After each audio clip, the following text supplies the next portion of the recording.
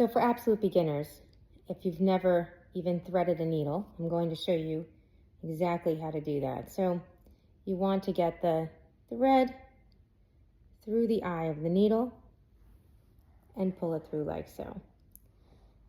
I like to double up my thread because one, I think it makes it stronger, and two, I'm not a great sewer. So it helps to keep the thread together and not get tangled up while I'm sewing. The second thing you do, if you've never sewn anything before, is you're going to knot the end. And the way that you do that is you tie one knot first. I like to do two so that I'm sure that this will never pull through the shoe. And the trick is here getting that knot on top of the other knot, and you just keep pulling and pulling and guiding it so that one knot goes on top of the other knot, and you have it like so. Next, you're going to take your elastic, which goes at the back. People use either thick or thin. And what you want to do is put the elastics on either side of the seam at the back. So I'm just going to go on the inside here, and I'm going to line that up right there on the inside so you can see it's on the other side. And you want to make sure that you sew underneath this part here that contains the drawstring, or if you don't have a drawstring, this is all called the binding. This is a drawstring binding, and some people have an elasticized binding without the drawstring inside. But either way, you do not want to sew into that area. Otherwise, you will ruin the elasticity of the shoe. So once you've found that spot on your shoe, you start sewing. So if you can see here, I'm just going to poke the needle through the elastic and the shoe underneath the binding. I pull it through all the way till I reach the knot. Then I take the thread and the needle and I go on the other side of the elastic right underneath the binding, as you can see, right in there, and I give it a pull and I come all the way through. Now, when I make my next stitch next to the knot, I'm going to have held that side of the elastic onto the shoe with those stitches. And you can see here, I'm going to poke it right through. It's a little bit thick.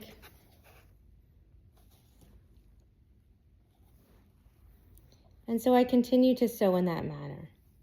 I go through the back, underneath that binding, I pull the needle through, and you get the thread all the way through. Then you go from the outside in, right there, right next to it, right underneath, and then pull it through. And on we go across this elastic, across the back. As you can see there, I got it through the binding, so I'm gonna change that. And pulling it through. Going all the way to the very end. Here, pushing it through right there. And then coming in on the other side and pulling it through.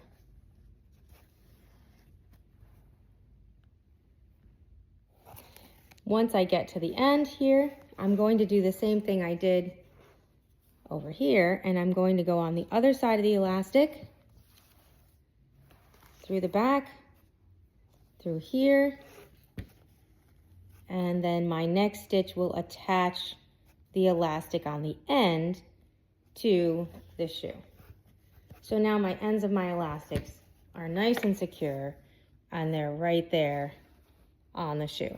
Now I'm going to go all the way across back again. Same thing, just reinforcing that stitch, going in and out. It's called a straight stitch. going right across the shoe. Now I'm at the end where I started. You see my knot where I began. I'm going to go in from the back, right through there. Again, I'm on the other side of the elastic on the end, and then I'm going to knot off my stitches. So I push it through one of my beginning stitches. I pull it through and you'll see a loop there. From the loop, I'm going to thread the needle back through, and that's going to make one knot. I always like to make 2 knots. So I'm going to go back through again, that same knot that I just made, and I'm going to make my little loops, poke my needle through the loop, pull it through again, and now I have my double knot. Once I pull that nice and tight, I'm going to take scissors and I am going to trim off that end. As you can see here on the camera, snip. And now I have effectively sewn one elastic onto the shoe.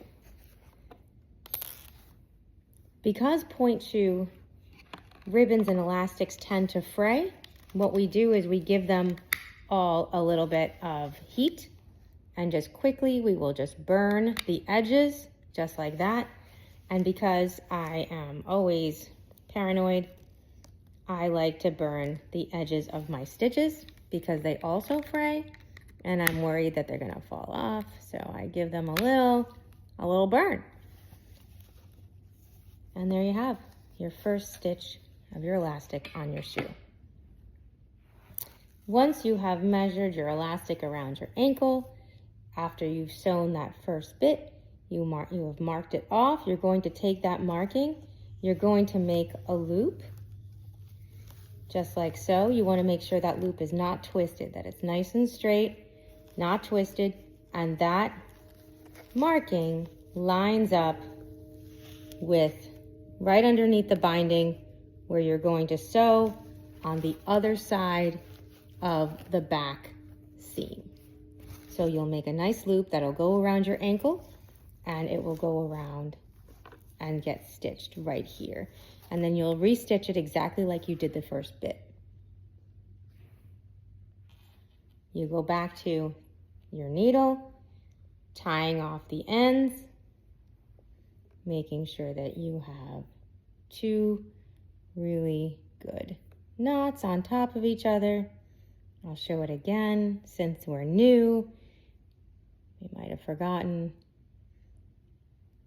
And getting that knot right on top and starting to sew once again. And you will do that and repeat it so that you have both shoes sewn with elastics on them. You can see from the inside what that looks like. Nice and sewn. And then you can see on the outside, right underneath that binding. Next are your ribbons. Most likely you will get your ribbons in one big long loop. And what we want to do here is take this loop and divide it into 4 even pieces. So I've marked my halfway point, and I'm going to cut it into 2 even pieces first, and then I will line up the ribbons again and put them into 2 even pieces, which will create 4 altogether.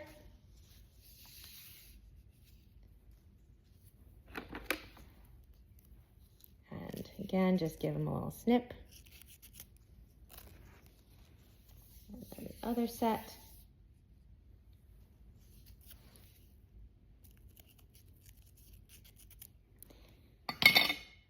Next, we burn the edges of the ribbons before we even start sewing, because as you can see, they already started to fray after I cut them. So you're just going to give them a little bit of heat. You always want to use the yellow part of the flame because that is not as hot as the blue part. So nice on the edge. I'm going to go around and do every ribbon on the edge, just like so. If it catches on fire a little bit like that, all you need to do, if you don't like that black part on there, you can just recut that very edge right off and just give it another little burn and not be as heavy-handed. I messed up because my assistant over here, my kitty cat, loves this part because the ribbons she gets to play with. The next thing we're going to do is find what's called the natural break of the shoe. And we take the back of the heel and we just push it forward. When we push it forward, you see it kind of creates these little pockets on the side. Most likely, these pockets are going to fall behind the seam on the side of the shoe. And what we want to do is we want to take our ribbons and we're going to sew them right there inside that little pocket that gets created by folding the heel down. So for this next part, I like to have my needle ready and I have it right here. I like to use these little laptop desk things for your computer because this acts as a pin cushion, and then the pocket up at the top, I can hold all of my supplies in there so that it's really easy to get to. Anyway, I like to have the ribbons nice and ready and the needle ready. What I do here is to reinforce this thin ribbon, because I'm using a single-sided satin ribbon. I fold the ribbon up, so I'm taking the shiny side of my ribbon, I'm folding it up onto the dull side of my ribbon. I want to make sure that the ribbon is put in that little pocket like I showed, and I'm going to sew exactly like I did the elastic, but now I'm going to do the ribbon.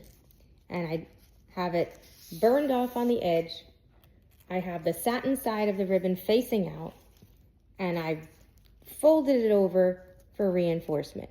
And I'm going to do the same thing that I did before, and I'm going to go to the edge first, pull my needle through,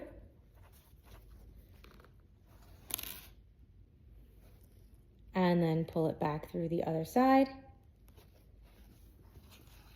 of that ribbon and pull it through.